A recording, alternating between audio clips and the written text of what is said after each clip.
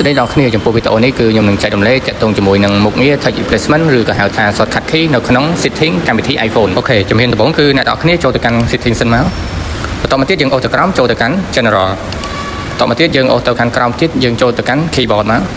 ហើយអ្នកនរគ្នាចុចនៅពាក្យ touch replacement អូខេអ្នកនរគ្នាអាចមើលជាក់ស្ដែងបានអានេះគឺជាការដែលខ្ញុំចង shortcut key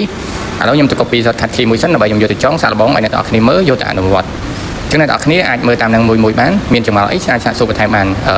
ខ្ញុំអាច copy ដាក់សិនអូខេអធិស្ឋានរអារបន្តិចឥឡូវយើងចូលទៅកាន់ copy ម្ដងទៀតឥ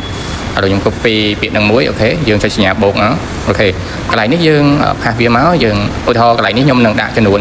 សរុប$40នេះក្នុងករណីពេលដែលភ្ញៀវវេលុយយើងដាក់សរុប$40លុយខ្មែរ610,000អីចឹងមកយើងដាក់ K6 អូខេអ្នកនរគ្នាគឺ shortcut key ខ្ញុំមាន K K1 K2 K3 K4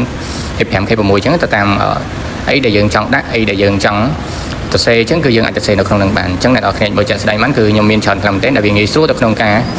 ធ្វើការបានលឿនហើយនឹងឆាប់រហ័សជួយការងារយើងបានច្រើនខ្លាំងមែនទែនអញ្ចឹងអ្នកនរគ្នាអាចអនុវត្តតាមនឹងបានគឺថាខ្ញុំអនុវត្តឲ្យគឺល្អអញ្ចឹងឥឡូវខ្ញុំចូលទៅកាន់ឆាតឲ្យអ្នកនរគ្នាមើលចាក់ស្ដែងហ្មងអូខេខ្ញុំចូលទៅនេះបន្តមកទៀតខ្ញុំវាយអក្សរអីមួយសិនដើម្បី shortcut key ហ្នឹងអូខេខ្ញុំចុច R1